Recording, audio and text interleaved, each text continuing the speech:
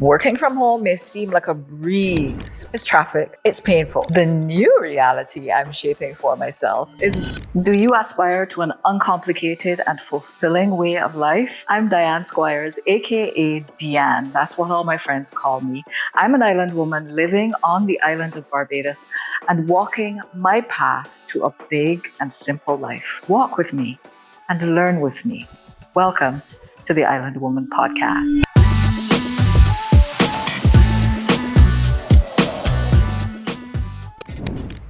In today's episode, I'm talking about stay-at-home work, my island woman way. At least I'm giving you some insight. I've been working as an independent consultant in marketing communications for the past 6 years, and thankfully, most of it has been spent working remotely. Now, of course, the COVID-19 pandemic did have a lot to do with that because just as I landed my third consultancy gig, which like the previous two involved overseas travel, COVID lockdowns came. And to be honest, I really enjoyed the travel associated with the other two consultancies because meeting clients and stakeholders in person and hearing about their specific challenges, situations, and opportunities firsthand definitely added that emotional and cognitive juice that I believe enriched my work. I would travel overseas again for work anytime, but as unbelievable as it may sound, it's the local opportunities involving on the ground travel that is so much more of a headache. In one word, it's traffic. It's painful. The macroeconomics data group CEIC can put this in perspective. They recorded the total number of registered vehicles in Barbados 10 years ago in 2015 as 110,000. And by 2022, that number had increased to around 120,000. And I imagine it's even more now. So compare that 120,000 vehicles to 114,784 estimated employed adult people in Barbados, according to the 2021 population status. So between public and private vehicles, that is more vehicles than working people. And what makes it painful is the day-to-day reality that most of those vehicles travel into or out of just 2 or 3 commercial areas. That all translates into a big daily traffic crunch on a small island. Our island is only 21 miles wide and 14 miles long, but as a working commuter, I often spent up to an hour and a half getting to work. I endured the daily crunch like so many others, and honestly, I am ecstatic to do less of it or none of it. I really don't miss the backache from sitting in a constrained position in the car for too long. I don't miss the angry outbursts, the cussing from other motorists. I don't miss the inevitable minor or major accidents that caused further traffic bottlenecks or the near misses of accidents I could easily have been involved in.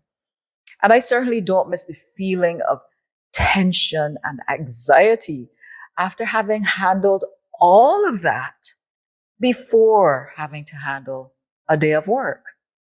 That was a big part of my island woman experience of working for years, and it had to change.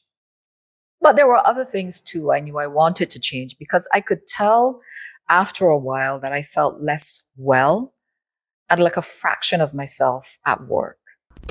The new reality I'm shaping for myself is work that is better designed for the whole of me and my broader life commitments. And that may be a tall order, and some people may think it's naive, but it really is my ultimate goal, especially as I grow older. It prioritizes 3 critical ingredients for my big and simple life: autonomy over my time, creative freedom, and robust health. So let's talk about how working from home measures up based on those 3 ingredients. Working from home may seem like a breeze when it comes to time and autonomy. I know everybody thinks you have so much flexibility, but I have to be honest because for some time, I would be so annoyed by having pending household chores staring me in the face every time I left my assigned home office to go to another part of the house. It would be so tempting to tidy up a bit of that, clean a bit of that, do a little bit of laundry. But no, what I did instead, what I had to do was to manage it all with a schedule. My Google Calendar is my friend, and I use it to slot in everything from me time to family time to walks and the focused work.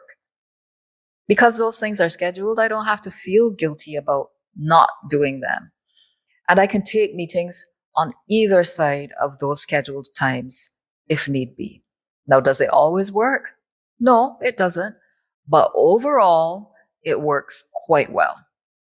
Right, so let's talk about creative freedom and how that measures up.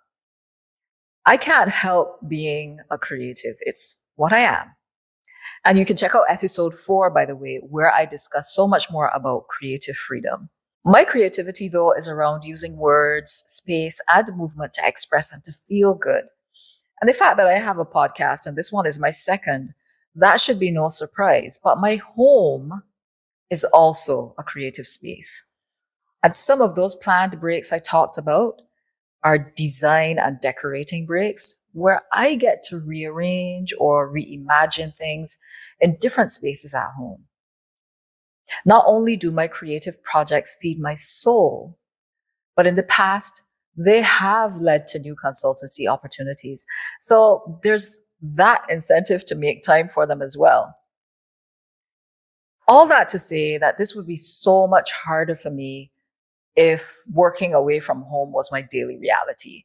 And I know that there are some people who are able to juggle and multitask, and they can do their 9 to 5, and then they can get home and do their creative projects and stay up late at night to do that. But that's just not how it works for me. I'm not great at multitasking, and I'm definitely not that good at staying up late anymore. So right now, the stay at home work lifestyle is the one for me. Now, finally, I can tell you with certainty that as I construct this life, where I have more autonomy, more physical space to exercise my creative freedom, my health is also better. And I've never really had big health issues, but I used to have chronic sinusitis, and it plagued me while I was working away from home. But I noticed that in the last 6 years since I have been working at home, I've only had one major sinus infection.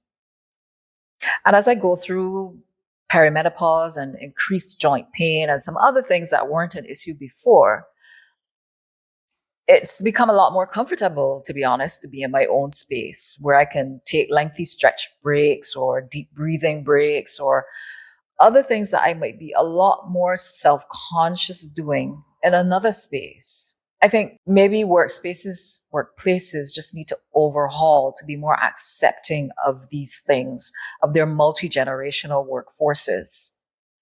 For now, anyway, I will take full advantage of my work from home lifestyle because who knows, it might change. So I'm enjoying it while I can, and I'm taking notes on what I could incorporate if I ever go back to that corporate lifestyle. So that's it for this episode. If you've made it to the end with me, thank you so much for taking the time. And if you've liked the episode, share it with a friend or leave a comment or both. If you watched on YouTube, give it a thumbs up, subscribe to the channel, and click the notification bell to know when the next episode goes live. And we go live every Sunday, so look out for the Island Woman podcast on YouTube every Sunday. This has been the 5th episode of the Island Woman podcast. I'm your Island Woman, Dianne Squires, AKA D-Anne. Please call me Dianne. Until next time, peace.